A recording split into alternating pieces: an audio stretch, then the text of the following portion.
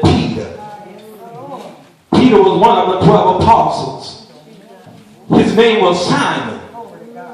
But Jesus changed it to Peter. Peter means a stone or a rock. In the New Testament times, many people could speak and read the Greek language. Peter wrote this book in the Greek language. This meant that the good news about Jesus Christ could spread easily. A man called Silas helped Peter to write the letter. In those days, some men were expert writers. They helped people to write their letters in the proper way. Peter wrote this letter about 30 years after Jesus returned back to heaven.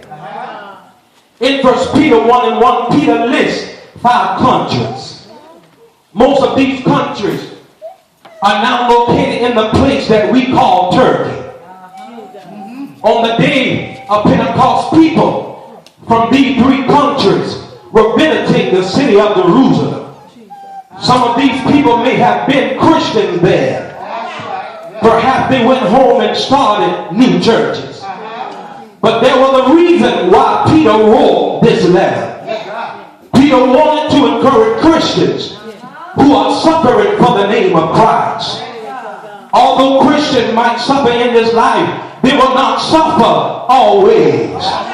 That's why Paul said, "But I reckon that the suffering of this present time is not worthy to be compared with the glory that shall be revealed in us." He wanted every Christian to know what God has done for them. He wanted them to learn more about the goodness of God. When a person becomes a Christian, their life changes. Peter tells his readers how to live a good Christian life. Peter was with Jesus Christ for about 3 years. He saw all the things that Jesus did. He heard all the things that Jesus said. Peter is writing to encourage Christians to live like Jesus did.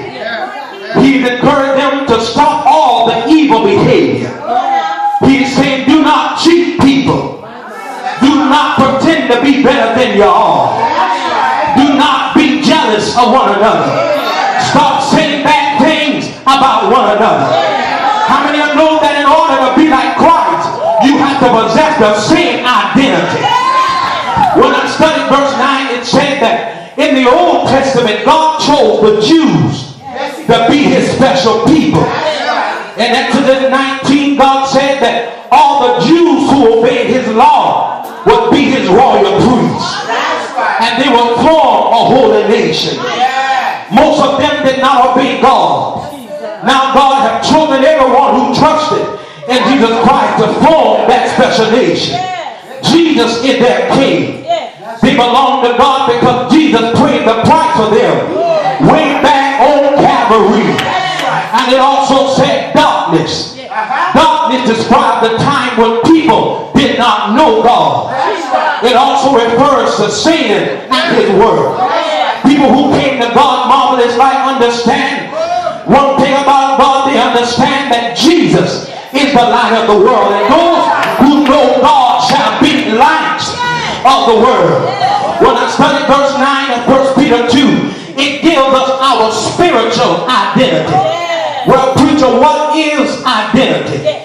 Well, according to Webster's, identity is defined as something or someone that defines something or someone. It is the name or essential character that defines somebody or something. But to be honest, your identity defines who you are. Whenever you are born, you are given a social security number. That social security number can tell your date of birth, your middle name, your parents' name, your race, and your gender. And that's why it's so important that you know your social security number. Because if you don't know your social security number, that disqualifies you to get jobs. The hospital won't even accept you if you don't know your social security number. Because your social security number tells your identity.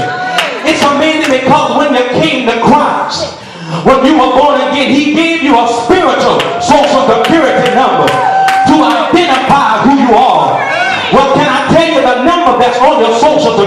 called. Well, first of all, he gave you the number 14, which symbolizes a divine deliverance. And after he gave you the number 14, he gave you the number 5, which symbolizes grace and redemption. Not only that, but he gave you the number 8, which symbolizes a new beginning. If any man be in Christ, he is a new creature. He gave you the number 2, which means separation. He had to separate you from some stuff just to get your attention.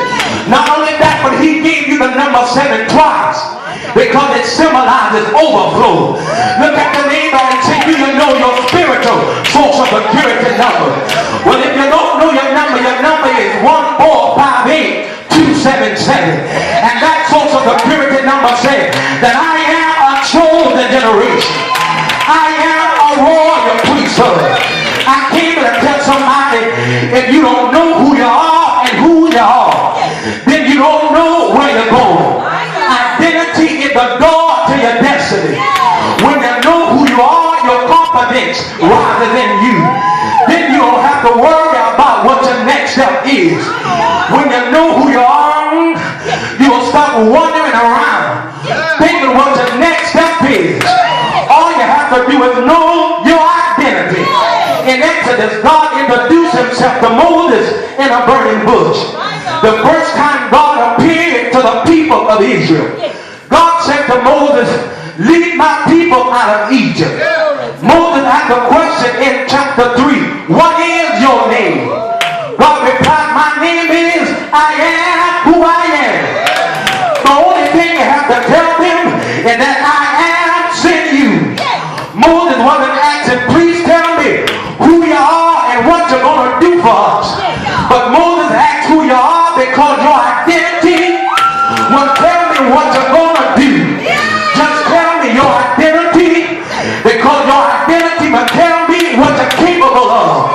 In other words, tell them whatever you need me to be, I will be it. Because my identity speaks of me. Before you can walk in your destiny, you have to walk in your identity. Before you can walk in God's plan for your life as a father, as a mother, or a wife, you got to know your identity. How many of you know that there is something an identity theft? Well, what is identity theft? It is defined as a threat of personal information. The goal of the enemy is to steal our identity. When thieves effectively steal your identity, they can do one of the following things. They can open a new credit card account using your name. Glory to God. They can buy stuff using your name. The real tragedy with identity theft is that you will never realize that it has happened unto you until you receive bills from the credit card payments. Glory be to God. Can you imagine yourself in the position of having to ever prove who you are to creditors or some local agency? Identity theft, my brothers and sisters, can take place on the spiritual level. As a matter of fact, it has been going on since the beginning of humankind. And that's why John said our adversity. The devil walked around as a roaring lion, seeking whom he may devour. The devil desires to steal our identity. The devil desires to steal our likeness to Christ. Satan is the original theft. Glory to God, because he wants to drain your anointing. He wants to drain your spirit. He wants to derail you from being the person that God called you to be. Identity doesn't cost more than money and reputation. There is a thief who